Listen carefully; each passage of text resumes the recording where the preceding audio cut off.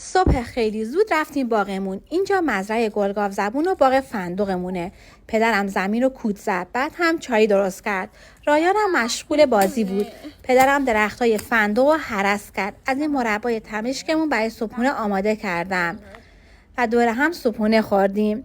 پدرم بعد صبحونه مشغول پرچین باغ شد. خانواده‌ام مشغول کاشت گلگاو زبون بودن. منم نهار آماده کردم. پدرم مجدد کار پرچین رو ادامه داد. رایان جون و همسر من مشغول بازی بودن. مامانم چوبای اضاف و سوزون. جاتون خالی از این دمنوش گل بنفشه هم درست کردیم. اگه عاشق زندگی روستایی هستی پیجم رو دنبال کن. صبح خیلی زود از خواب بیدار شدم. خونه و حیاط و برق انداختم. پدر و مادرم مشغول کاشت سیب زمینی بودن.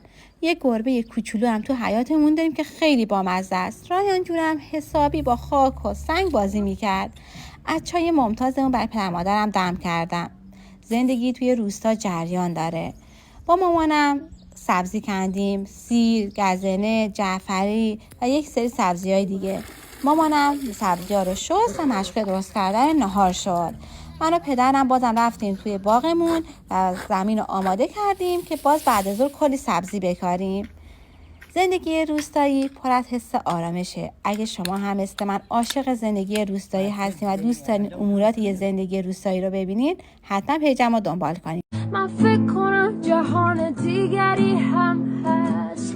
خدا بگو جهان دیگری داری که قطعا عشق یک وجود نامی راست که زنده وقتی پیر و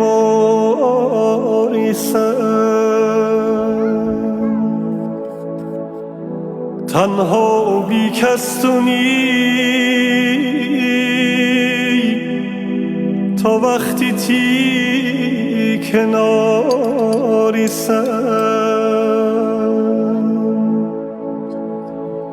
روزی که پر مار بشون خونه دسو تکونه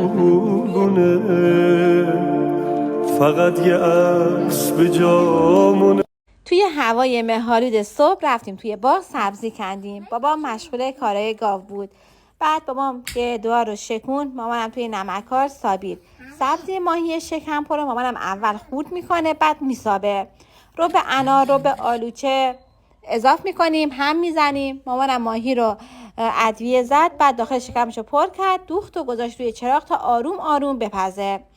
در این حین من رفتم از انبارمون برنج هاشمی محلیمون رو آوردم. برنج هاشمی ما اصل خالصه و پر از عطر و